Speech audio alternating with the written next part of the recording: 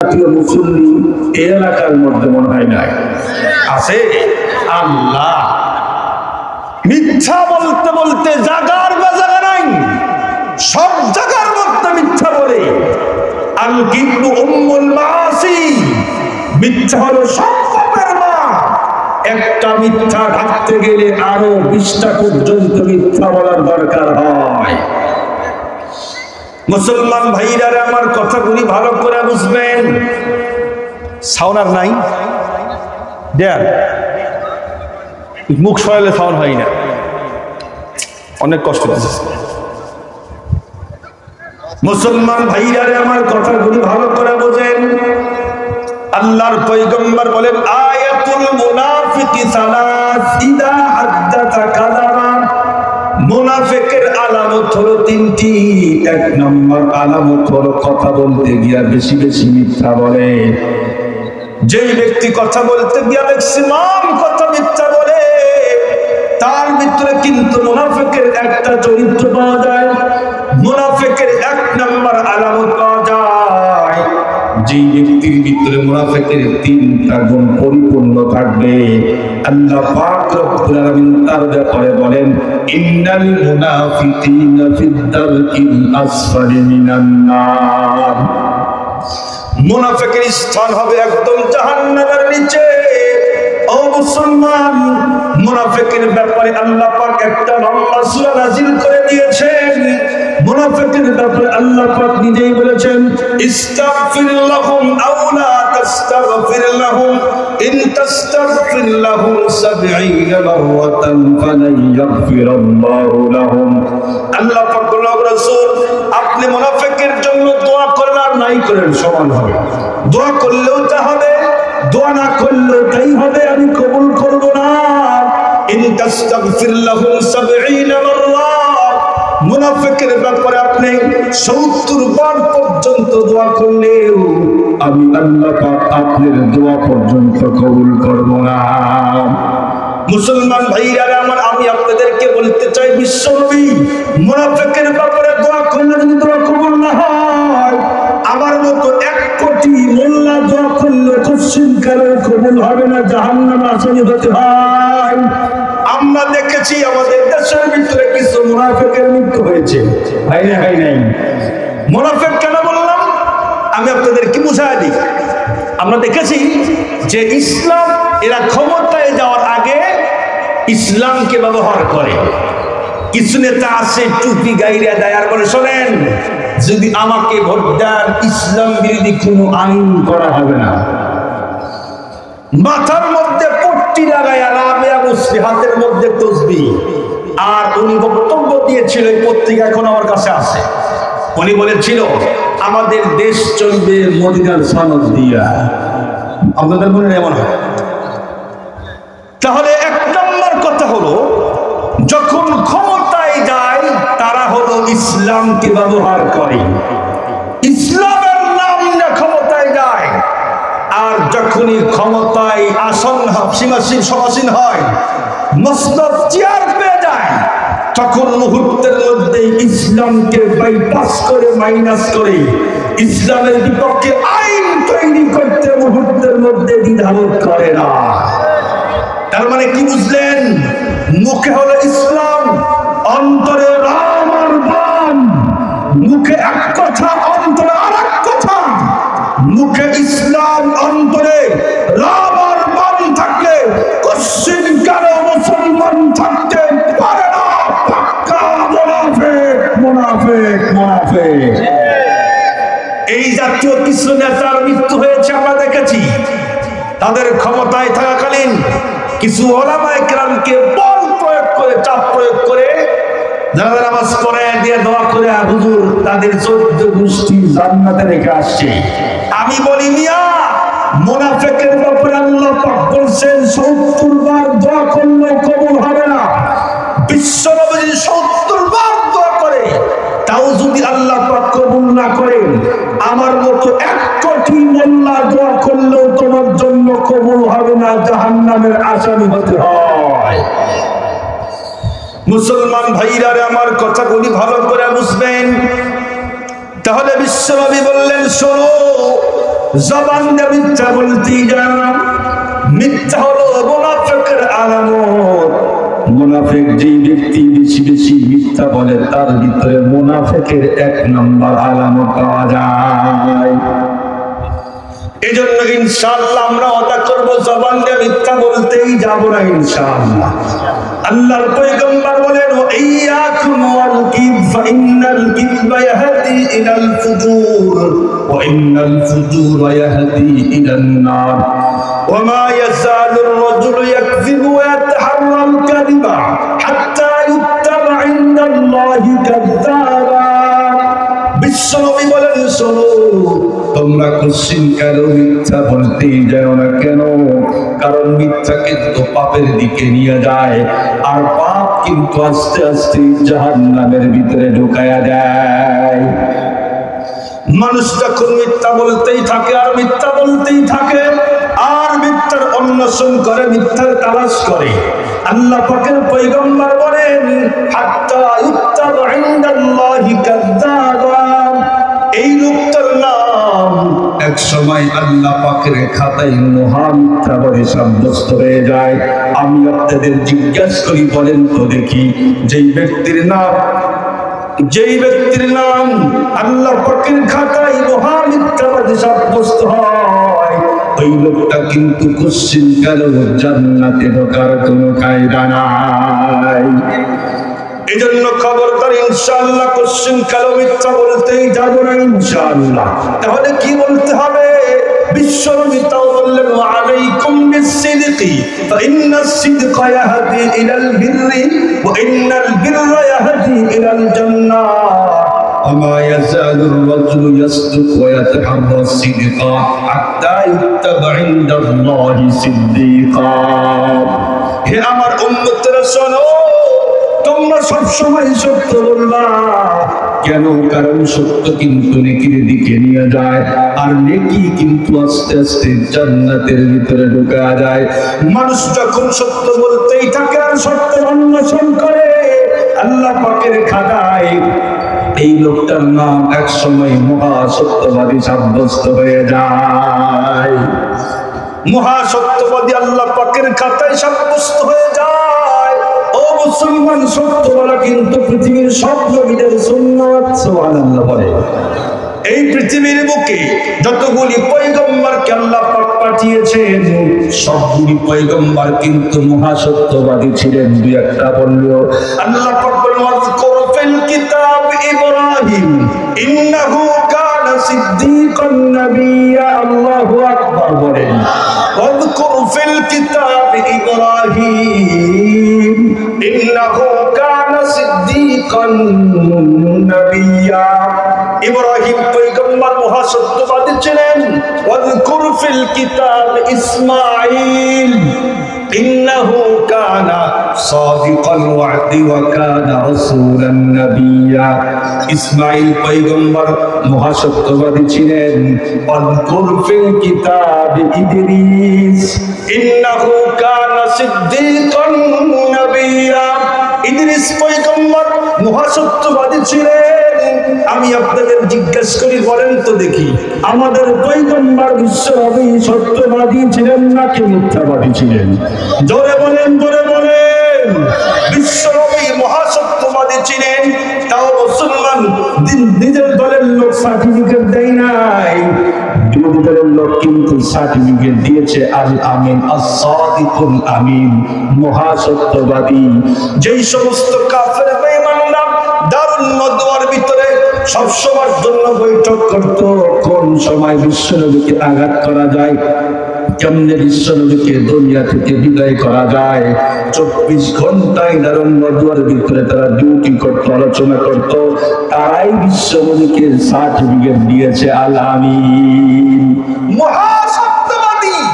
বিশ্বনবী মহা সত্যবাদী। আপনারা বলেন তো দেখি, আমাদের আল্লাহ সত্যবাদী না মিথ্যাবাদী? জোরে কান। আল্লাহ পাক বলেন ওমান আসদাকু মিনাল্লাহি কিলা ওমান আসদাকু মিনাল্লাহি হাদিসা। আমার মতো মহা সত্যবাদী পৃথিবীতে আর কেউ নাই। আল্লাহু আকবার, আল্লাহু আকবার। সেই আল্লাহ পাকের বান্দা বিশ্বনবীর উম্মত হয়ে আমরা কেমনে মিথ্যা বলি? আমাদের তো লজ্জা করার দরকার ছিল। মুসলমান ভাইরা আমার লম্বা করতে চাই না, এজন্য খবরদার 2 নম্বর গুনাহের নাম কি বললাম? মিথ্যা বলা। এটা তফসিল কারো বলা যাবে না। ও মুসলমান, শেষ পর্যায়ে একটা কথা বলে দেই, যেই ব্যক্তি মিথ্যা বলবে তার কি পরিমাণে শাস্তি, দণ্ড, একটা হাদিস সংক্ষিপ্ত করে বলবো। আল্লাহর পয়গম্বর বিশ্ব নবীর চিরাচরিত নিয়ম ছিল প্রত্যেক দিন ফজরের নামাজ আদায় করে সাহাবায়ে কেরামের দিকে ঘুরে বসতেন আর বলতেন, তোমরা কোন স্বপ্নে দেখছো নাকি? দেখে থাকলে আমাদের বলো, আমি তোমাদের স্বপ্নের তাবির করে দিয়ে দিব। বিশ্বনবী প্রত্যেক দিনের ন্যায় আজকেও ফজরের নামাজ আদায় করে সাহাবায়ে কেরামের দিকে ঘুরে বসলেন। আজকেও জিজ্ঞাসা করলেন, শোনো, তোমরা কি কোন স্বপ্নে দেখছো নাকি? দেখে থাকলে আমাকে বলো, আমি তোমাদেরকে স্বপ্নের ব্যাখ্যা বলে দিব। সাহাবায়ে কেরাম বললেন, ওগো পয়গম্বর, না, আমরা কোন স্বপ্ন দেখি নাই। বিশ্বনবী বললেন, শোনো, আমি যেই স্বপ্ন দেখছি তোমাদেরকে বলি, একটু শোনো। বিশ্বনবী বলেন, শোনো, আমি এক রাত্রের বেলা এশার নামাজের পরে ঘুমায় গেলাম। ঘুমের ঘরে স্বপ্ন দেখি 2 জন ফেরেশতা আমার কাছে আসলো, আমাকে ঘুম থেকে জাগ্রত করলো। এরপরে বলে, ইনতালিক মানা, ইনতালিক মানা, আমাদের সঙ্গে সামনের দিকে চলেন। আমাদের দিকে সামনের দিকে, সবার সঙ্গে সামনের দিকে চলেন। আল্লাহর পয়গম্বর বলেন, ফান্তালাকনা, আমরা সামনের দিকে অগ্রসর হইতেছিলাম। অনেক দূর পর্যন্ত পথগুলি চললাম। পথ চলার পরে তাকায় দেখি একজন মানুষ কাত হয়ে শুয়ে আছে, আর তার মাথার কাছে একজন বিশাল বড় মানুষ পাথর নিয়ে দাঁড়িয়ে আছে। কিছুক্ষণ পরে যে লোকটা শুয়ে আছে তার মাথা বরাবর এই পাথর দ্বারা এমন জোরে আঘাত করে, সঙ্গে সঙ্গে মাথা চূর্ণ বিচূর্ণ হয়ে যায়। মাথাটা এত জোরে আঘাত করা হয়, পাথরটি অনেক দূর পর্যন্ত মুসলমান ভাইকে চলে যায়। এই লোকটা পাথর বহন করে আস্তে আস্তে দেখে এই লোকটার মাথা আগের মতো আবার ভালো হয়ে গেছে। আবার এই বিশাল বড় পাথর দ্বারা আঘাত করা হয়, আবার মাথা চূর্ণ বিচূর্ণ হয়ে যায়। খুব ভালো করে বুঝবেন, পাথরটি অনেক দূর পর্যন্ত ভাইগা চলে যায়। এই লোকটা পাথর বহন করে আসতেই দেখেন মাথা আবার আগের মতো ভালো হয়ে গেছে। অমুসলমান, খুব ভালো করে বুঝবেন, বিশ্বনবী তাদের 2 জনকে জিজ্ঞাসা করলেন, ভাই শোনেন, এই লোকটাকে তার কি এমন সাংঘাতিক পাপ ছিল যার কারণে তাকে কিয়ামত পর্যন্ত এমন শাস্তি দেওয়া হবে? তখন এই 2 জন ফেরেশতা বললেন, ইনতালিক মানা, আমাদের সঙ্গে সামনে চলেন, এখন আপনাকে কোনো প্রশ্নের উত্তর দেওয়া হবে না। আল্লাহর পয়গম্বর বলেন, ফান্তালাকনা, আমরা সামনের দিকে চলতেছিলাম। দীর্ঘক্ষণ পর্যন্ত পথগুলি চলতে চলতে সামনের দিকে গিয়া তাকায় দেখি একজন মানুষ চিত হয়ে শুয়ে আছে। তার মাথার কাছে একজন মানুষ বিশাল বড় একটা ধারালো প্যারাক ছিলেন তো লোহা, এই প্যারাক নিয়ে দাঁড়িয়ে আছে। কিছুক্ষণ পরে এই লোকটার ডান দিকে চলে আসে, যেই লোকটা শুয়ে আছে তার ডান দিকে সে একদম চল থেকে নিয়ে মুখ থেকে নিয়ে গর্দান পর্যন্ত জোরে টান মারে, ফাঁক হয়ে যায়, হা হয়ে যায়। আবার নাক থেকে নিয়ে গর্দান পর্যন্ত জোরে টান মারে, আবার চোখ থেকে নিয়ে গর্দান পর্যন্ত জোরে টান মারে। 3টা যখন দাগ দেয় যে 3টা ফাঁক হয়ে যায়। আবার বাম দিকে চলে আসে, বাম দিকেও চোখ থেকে নিয়ে গর্দান পর্যন্ত, নাক থেকে নিয়ে গর্দান পর্যন্ত, একদম মুখ থেকে নিয়ে গর্দান পর্যন্ত জোরে টান মারে, টান মেরে ফিরে ফেলে। মুসলমান আবার ডান দিকে চলে আসে, সে দেখে ডান দিক ভালো হয়ে গেছে, আবার এই দিকে ভাড়া হয়, আবার বাম দিকে যায়, আবার বাম দিকে ফিরে ফেলে। এমনটি করতে করতে সাংঘাতিক শাস্তি দেওয়া হচ্ছে। আল্লাহর পয়গম্বর জিজ্ঞেস করলেন, ভাই শোনেন, এই লোকটাকে তার কি এমন সাংঘাতিক অপরাধ ছিল যার কারণে কিয়ামত পর্যন্ত এমন ভয়ঙ্কর শাস্তি দেওয়া হবে? 2 জন ফেরেশতা বললেন, ইনতালিক মানা, আমাদের সঙ্গে সামনে চলেন, এখন আর কোনো প্রশ্নের উত্তর দেওয়া হবে না। মুসলমান ভাইরা আমার, হাদিসের ভিতরে বিশ্বনবীর সঙ্গে 7 জন ব্যক্তির সঙ্গে সাক্ষাৎ হয়। বিশ্বনবীর 7 জন সম্পর্কে জিজ্ঞাসা করে, কোনো উত্তর দেওয়া হয় না। যখন 7 জন শেষ হয় তখন আবার প্রথম দিক দিয়ে উত্তর দেওয়া শুরু করে দেওয়া যায়। লম্বা হাদিস বলতে চাই না, আমার যেটা মূল পয়েন্ট সেটা বলবো। মিথ্যা বললে কি পরিমাণে শাস্তি দেওয়া হবে কিয়ামত পর্যন্ত। আল্লাহর পয়গম্বর প্রথমে জিজ্ঞাসা করেছিল এই লোকটাকে, যে লোকটার মাথা পাথর দিয়ে আঘাত করে চূর্ণ বিচূর্ণ করা হচ্ছে, এই লোকটাকে তার কি পরিমাণে শাস্তি ছিল, পাপ ছিল, যার কারণে কিয়ামত পর্যন্ত শাস্তি দেওয়া হয়। এই 2 জন ফেরেশতা বলে, পয়গম্বর শোনেন, এই লোকটার 2টা পাপ ছিল। কয়টা পাপ? 1 নম্বর হলো সে হাফেজ কোরআন ছিল, কিন্তু মুখস্থ করার পরে ভুলে গেছে। এই জন্য যে মাথার মধ্যে কোরআন শরীফ রাখতে পারে না, ওই মাথাকে কিয়ামত পর্যন্ত চূর্ণ বিচূর্ণ করা হবে। শুধু হাফেজ করার উদ্দেশ্য না, আমাদের মধ্যে অনেকে আছে 20টা ছিল মুখস্থ ছিল, ভুলে গেছে। 1 পৃষ্ঠা 2 পৃষ্ঠা 1 পারা 2 পারা মুখস্থ করছিল, ভুলে গিয়েছে। অথবা কোরআন শরীফ আগে তেলাওয়াত করতে পারত, কিন্তু না পড়তে পড়তে সব ভুলে আছে না নাই? যারা কোরআন শরীফ পড়বে আর ভুলে যাবে, তাদেরকে কিয়ামত পর্যন্ত এমন সাংঘাতিক শাস্তি দেওয়া হবে। 2 নম্বর পাপ হলো এই লোকটা ফরজ নামাজে অলসতা করত। কি করত? ফরজ নামাজে অলসতা করত। নামাজ তো পড়েই, বিশেষ করে আমাদের এই গ্রামগঞ্জের মানুষ, কৃষক মানুষ, আজান হয়ে গেছে একটু পরে পড়ি, পড়বো তো, এই পড়তে পড়তে পড়তে পড়তে জহরের নামাজ আসরে গিয়ে থাকে। আসরের নামাজ পড়বো একটু পরে পড়ি, পড়তে পড়তে পড়তে মাগরিবে গিয়ে ঠেকায় দেয়। মাগরিবের নামাজও পড়ে পড়তে পড়তে এশার নামাজ হয়ে যায়। এমন মুসল্লি আছে না নাই? কিছু মুসল্লিরা নামাজ পড়েও জাহান্নামে ঢুকবে। তারা কারা? আল্লাহ পাক বলেন, ফাওয়াইলুল লিল মুসাল্লিন, ওই সমস্ত মুসল্লিরা জাহান্নামে ঢুকবে। তারা কারা? আমরা সারা জীবন শুনলাম নামাজ না পড়ে জাহান্নামে ঢুকতে হয়, কিন্তু আল্লাহ পাক সূরাতুল মাউনের মধ্যে বললেন নামাজ পড়েও মানুষ জাহান্নামে ঢুকবে। তারা কারা? আল্লাযীনা হুম আন সালাতিহিম সাহুন, যারা নামাজ পড়ে কিন্তু নামাজের ব্যাপারে একদম বেখবর, কাফের। নামাজ পড়ে ঠিক আছে, কিন্তু নামাজের ব্যাপারে বেখবর। দেখেন, যদি মিসাল দিতে যায় আমাদের প্রত্যেকের সঙ্গে মিলে যাবে। নামাজ পড়ে কিন্তু নামাজের রুকু সিজদা ঠিক নাই, আছে না নাই? খালি মুরগির মতো ঠোকর মারে। 2 সিজদার মাঝখানে সোজা হয়ে বসা ওয়াজিব, কিন্তু আমরা দেখি খালি মাথা তুলে আবার আল্লাহু আকবার, আছে না নাই? বসেই না সোজা হয়ে। ওয়াজিব ইচ্ছাকৃতভাবে তরক করলে নামাজ থাকে না। যদি ভুলে হয়ে যায় তাহলে সিজদায় সাহু দিলে ওটাই নামাজ হয়। কিন্তু ইচ্ছাকৃতভাবে যদি কোনো ব্যক্তি ওয়াজিব তরক করে, এর নামাজ আর কোশ্চিনকালেও হবে না। রুকু থেকে সোজা হয়ে দাঁড়ানো ওয়াজিব, কিন্তু আমরা অনেকেই দাঁড়াই না, রুকু থেকে ডাইরেক্ট সিজদায় যাই। নামাজ পড়ে কিন্তু সূরাতুল ফাতিহা শুদ্ধ নয়। নামাজ ভাঙ্গার কারণ অনেকগুলি আছে, এর ভিতরে প্রথম নম্বর কারণ কি? নামাজে অশুদ্ধ পড়া। নামাজ অশুদ্ধ পড়লে আর নামাজ থাকে না, এটা হলো শরীয়তের আইন মাসআলা। এখন আল্লাহ পাক ইচ্ছা করলে কবুল করতে পারে, কিন্তু শরীয়ত বলে, মাসআলা বলে আপনার নামাজ হয় না।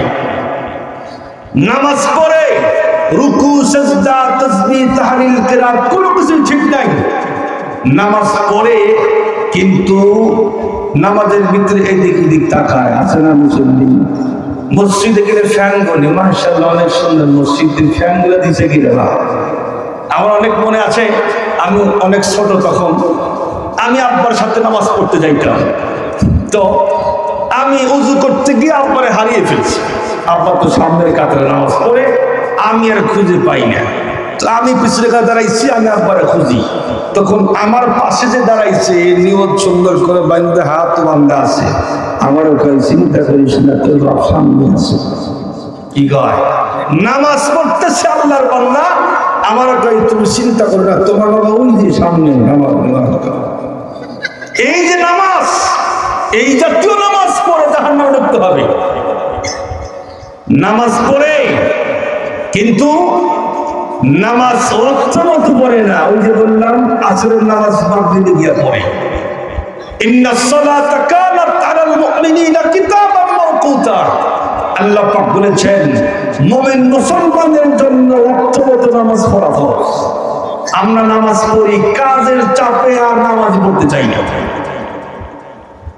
দুঃখের সাথে বলতে হয় মুসলমান, দুনিয়ার সব কাজ আমরা শিক্ষা গ্রহণ করেই করি, তাই না? একটা রং মিস্ত্রি এমনি এমনি করে রং হয়ে যায়, এরপর একজন ওস্তাদ মাইনা তার কাছ থেকে শিক্ষা গ্রহণ করে রং মিস্ত্রি হয়েছি। কিন্তু যেই নামাজ পড়লে আল্লাহ পাক জান্নাতে ঢুকাবেন, সেই নামাজ কোন ওস্তাদের কাছে শিখি নাই। আমি যদি এই ইমাম সাহেবকে জিজ্ঞেস করে, হুজুর বলেন তো দেখি কোন মুসল্লিকে বলছে আপনারে, হুজুর দেখেন তো আমার রুকু ঠিক আছে কিনা, আমার সেজদা ঠিক আছে কিনা, আমার তাশাহুদ ঠিক আছে কিনা, আমি 100% গ্যারান্টি একজন পাই নাই। আরো উল্টা হুজুরের ভুল ধরে চাকরি খায়, আছে না মুসল্লি জাতীয়? শেখে তো নাই। ইমাম সাহেবের ভুল ধরে চাকরি খাওয়ার মুসল্লির সংখ্যা কম না বেশি? কথা কম না কে?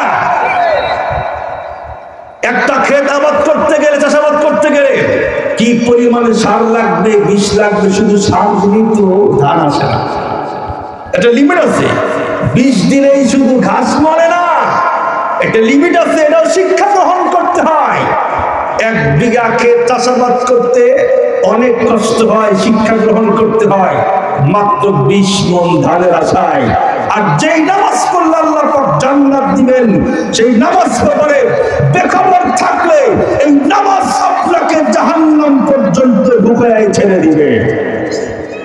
আল্লাহ পাক বললেন ফাওয়াইলুল লিল মুসাল্লিন আল্লাযীনা হুম আন সালাতিহিম সাহুন। ওই সমস্ত মুসল্লিরা জাহান্নামের ভিতরে ঢুকবে যারা নামাজ পড়ে কিন্তু নামাজের ব্যাপারে বেখবর। আল্লাযীনা হুম ইউরাউন। ওই সমস্ত মুসল্লিরা জাহান্নামে ঢুকবে যারা নামাজ পড়ে লোক দেখানো আছে না নাই? নতুন নতুন হাজি, বুঝলেন নাই? সারা জীবন আকাম করছি, এখন শেষ বয়সে হজ করে আইসে চিন্তা করে সারা জীবন তো নামাজ পড়ি নেই, এখন যদি নামাজটাও না পড়ি লোকে কয়টা কি হাজি সাহেব সারা জীবন যা করছে করছই, এখন নামাজ পড়ে না।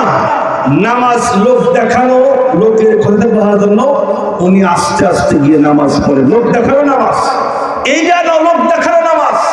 আমাদের দেশে আছে না লোক দেখানো কুরবানি? কথা পায় না। অনেক টাকার মালিক চিন্তা করে যদি আমি এই বড় গরু কুরবানি না দিলে করে রাখি, দেখবেন এই জন্য লক্ষ টাকা দিয়ে গরু কিনা গলার ভিতরে হার লাগায় এলাকার মধ্যে চক্কর দিয়ে বুঝায় আমি কিন্তু গরু কিনছি। এমন মুসল্লি আছে না নাই? এই যে লোক দেখানো নামাজ, লোক দেখানো কোরবানি, এই জাতীয় আমল করে একটা নেকিও পাওয়া যাবে না, শিরকের গুনাহ। মুসলমান ভাইরা আমার বলতেছিলাম, বিশ্ব নবী জিজ্ঞেস করলেন এর অপরাধ কি ছিল? তখন এই দুইজন ফেরেশতা উত্তর করলো, পয়গম্বর 1 নম্বর অপরাধ হলো এই লোকটা ফরজ নামাজ অলসতা করতো। আর আরেকটা গুনাহ ছিল এই লোকটা কোরআন কারীম মুখস্থ হয়ে বই লাগিয়েছিল। এই জন্য কিয়ামত পর্যন্ত এই লোকের মাথা বিশাল বড় পাথর দ্বারা আঘাত করে চূর্ণ বিচূর্ণ করা হবে। বিশ্ব নবী আবার 2 নম্বর ব্যক্তির কথা জিজ্ঞেস করলেন, ওই লোকটাকে যেই লোকটা মুখ থেকে গর্দান পর্যন্ত জোরে টান মেরে ফেলে ফেলেন, নাক থেকে গর্দান পর্যন্ত জোরে টান মারে ফেলে ফেলে, চোখ থেকে গর্দান পর্যন্ত জোরে টান মারে, রক্ত দরদর করে পড়তে থাকে, আবার বাম দিকে চলে যায়, বাম দিকে ফিরে ফেলে, আবার ডান দিকে চলে আসে। এমনটি করতে করতে কিয়ামত পর্যন্ত সাংঘাতিক শাস্তি দেওয়া হবে। এই লোকটার কি পরিমাণে সাংঘাতিক পাপ ছিল যার কারণে এমন শাস্তি দেওয়া হচ্ছে। এই দুইজন ফেরেশতা তখন উত্তর করলো, পয়গম্বর শোনে, এই লোকটা ছিল হলো মিথ্যাবাদী। নাউজুবিল্লাহ বলেন। মিথ্যাবাদীর শাস্তি এমন হবে কিয়ামত পর্যন্ত। এই দুইজন ফেরেশতা বলল, পয়গম্বর শোনেন, সকালবেলা ঘুম থেকে উঠে গ্রামের ভিতরে ঢুকে তার চলে বসে এমন একটা মিথ্যা বলতো, এই ভয়ঙ্কর মিথ্যার কারণে গ্রামের ভিতরে হট্টগোল তৈরি হতো, দেশের ভিতরে হট্টগোল তৈরি হতো। আপনারা বলেন তো দেখি, এমন আন্তর্জাতিক মিথ্যাবাদী আমাদের দেশে আছে না নাই? আছে, আছে, অনেক প্রমাণ আছে আমাদের কাছে। যেমন বিগত ফেসিবাদ সরকার আমলে একজন নেতার মুখে শুনছি, কয় আমরা নেট বন্ধ করি না, এমনিতেই বন্ধ হয়ে গেছে। কয় নাই কি নাম পলক, কই যে আমরা নেট বন্ধ করি না, এমনিতে হয়ে গেছে বন্ধ। এই জন্য আমরাও বলছিলাম, যখন পলক ধরা পড়লো, কই যে পলক আটক হয় না, আটক করা হয় না, এমনিতে আটক হয়ে গেছে। কথা কোন ঠিক না? এই যে আন্তর্জাতিক পর্যায়ে মিথ্যাবাদী ছিল, তার প্রত্যেকটা মন্ত্রী মিথ্যাবাদী প্লাস বাটপার, ধোঁকাবাজ, চোর আর বদমাইশ গুন্ডা। কথা বল না কা? দেশের সম্পদ লুণ্ঠন করে বিদেশে পাচার করে বাড়ি আর গাড়ি করেছে। এদের মুখে দেশপ্রেমের কথা মানায় না, পাক্কা জানোয়ার, বদমাইশ, গুন্ডার, চোর, বদমাইশ। এজন্য শেখ মুজিব কইছিল না, মানুষের পা অনেক কিছু খনি, আমি কইছি চোরের জন্য। এই চোরগুলো বিদায় নিছে।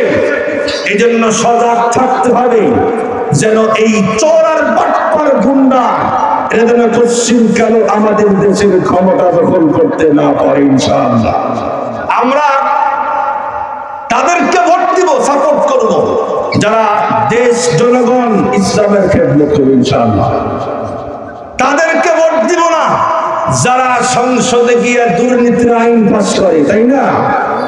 এই জন্য এখন থেকে স্লোগান হবে একটা, কি স্লোগান?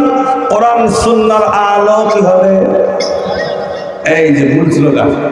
ঘরে ঘরে খুব চলছে, কাজ হয় নাই। কি করেন?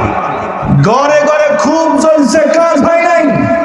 কয়েকদিন আগে আমাদের সরঙ্গবাজারে আমি আমার ছোট মেয়ের জন্য জুতা কেনার জন্য ঢুকছি।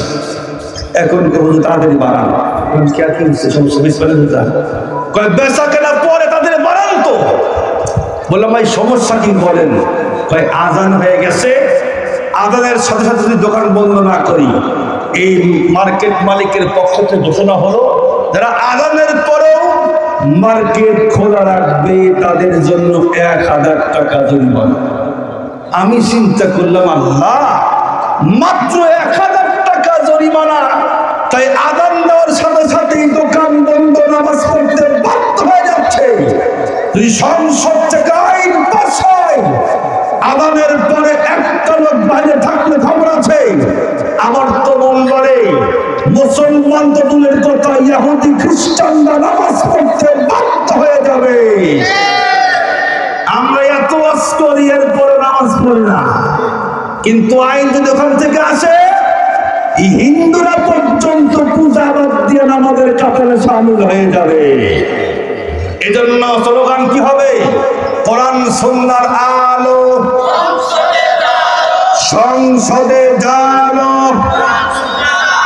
সকলেই চাই না, তাই না? আওয়াজ তো নেই। কোরআন সুন্নাহর আলো সকলেই বলেন।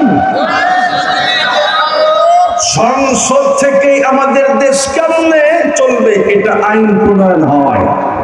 যারা সংসদে যায় এরা জীবনেও চায় না যে আমাদের দেশে মানে ইসলাম থাকুক, এরপরে ইসলামের আইন হোক। কারণ ওরা জানে ইসলামের আইন করলে ইসলাম দুর্নীতি সাপোর্ট করবে না। ইসলাম আর এই কোরআন শরীফ পশ্চিমকালেও মদের লাইসেন্স দিতে দিবে না। এই জন্য ওরা জীবনেও কোরআন সুন্নাহর আলো সংসদে জ্বালাইতেই চায় না। যারা কোরআন সুন্নাহর আলো সংসদে গিয়ে জ্বালাবে তাদেরকেই সাপোর্ট করবো ইনশাআল্লাহ ইনশাআল্লাহ।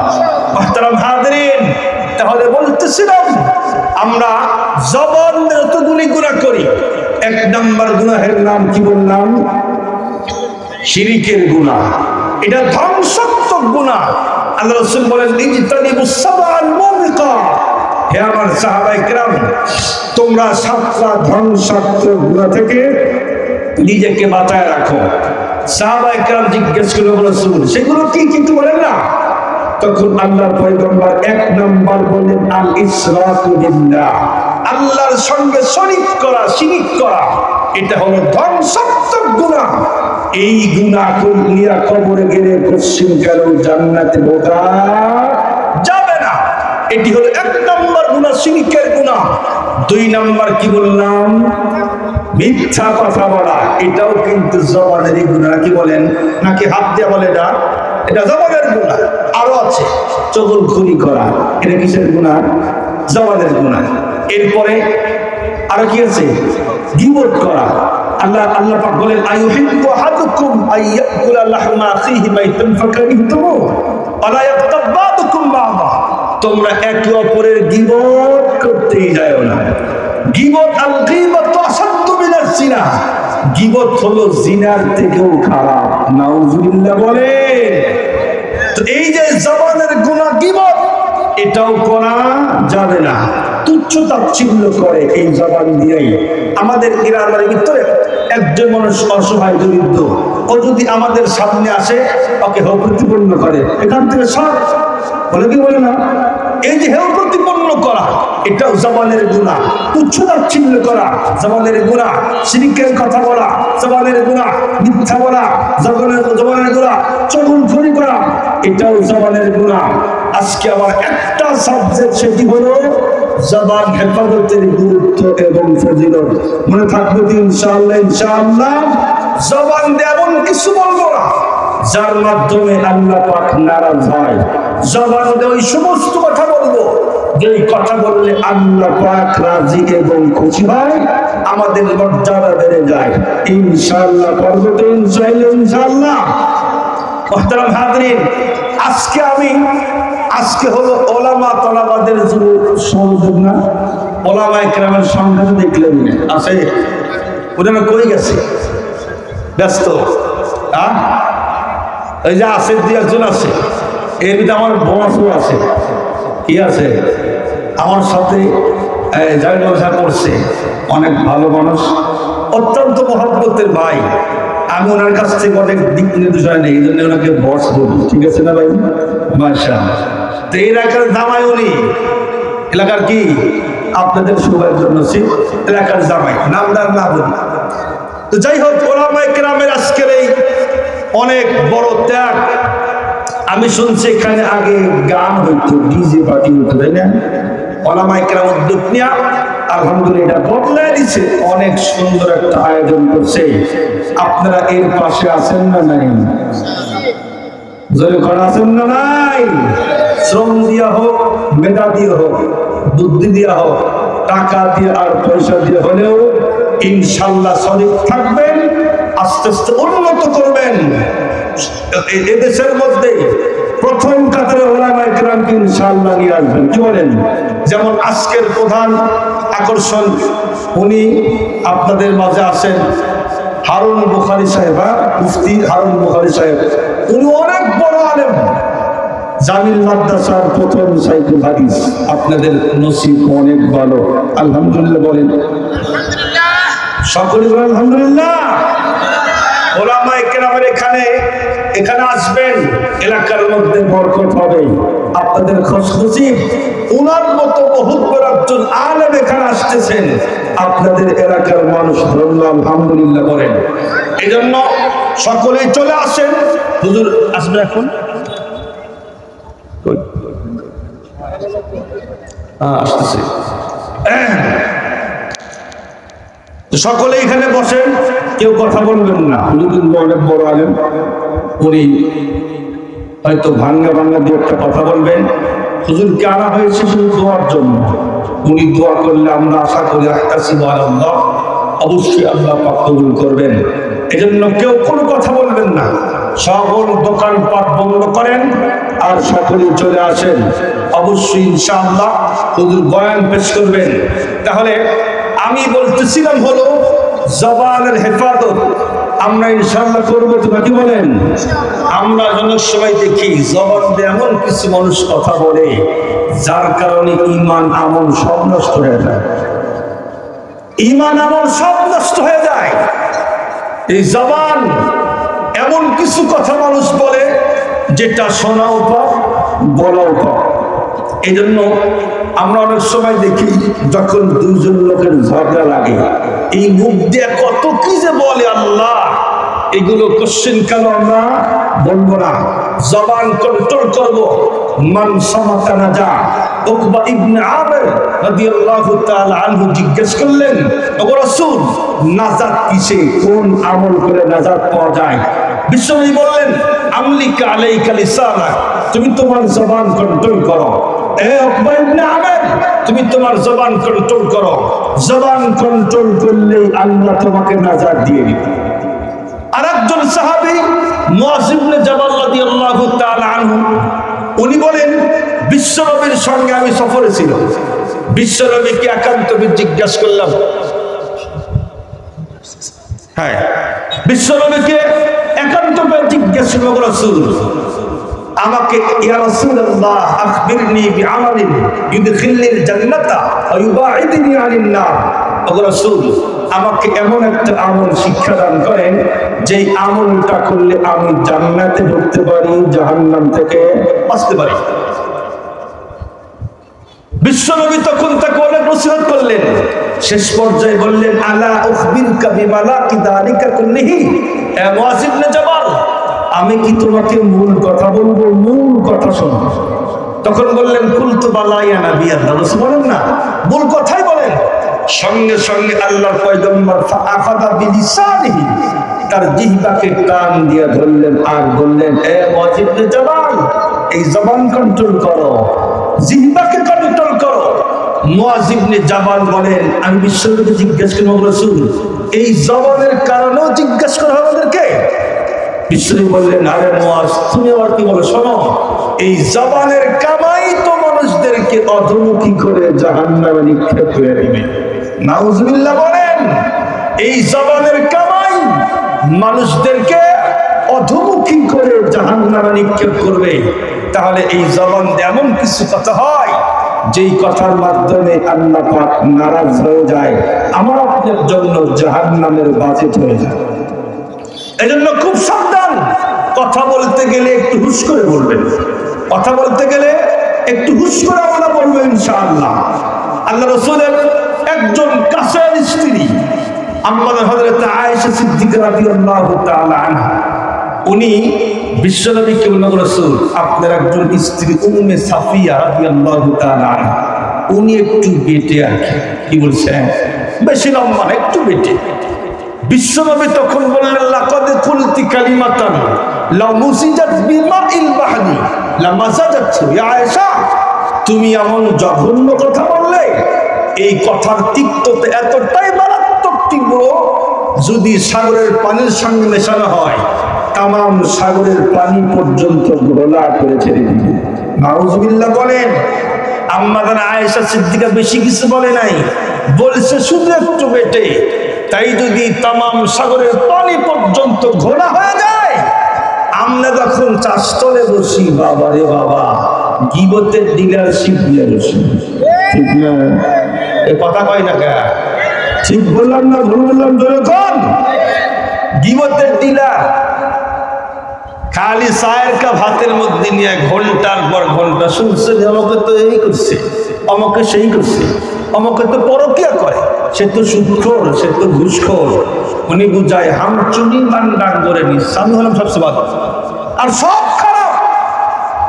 আপনারা বলেন, আম্মাজান আয়েশা সিদ্দিকা শুধু বলছে একটু বেটে, তাই যদি তামাম সাগরের পানি ঘোলা হতে পারে, আমরা হাজার মিথ্যা বলি, চগলখড়ি করি আর গীবত করি, আমাদের কথার তিক্ততা কতটা মারাত্মক হবে এটা আল্লাহ ছাড়া পৃথিবীর কোন মানুষ বলতেই পারে না। আল-লিসান জিসমুহু সগীর ওয়া জুলমুহু কাবীর।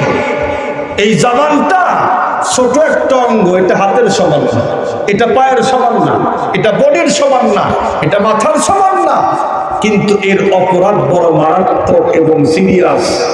অপরাধ বড় মারাত্মক এবং সিরিয়াস। আল্লাহর পয়গম্বর বললেন, ইন্নাল আবদা লা ইয়াতাকাল্লামু বিল কালিমাতি মির রিজওয়ানিল্লাহি লা ইউলকি লাহা বালা ইয়ারফাউল্লাহু বিহা দারাজাত। মানুষ জবান দিয়ে এমন কিছু কথা বলল যার কারণে আল্লাহ পাক রব্বুল আলামিন সন্তুষ্ট হয়ে গেল, অথচ আমি কি বললাম এর দিকে কোনো ভ্রুক্ষেপই ছিল না। আর আমার আপনাদের জন্য আল্লাহ পাক রব্বুল আলামিন মর্যাদা বাড়ায়া দিল।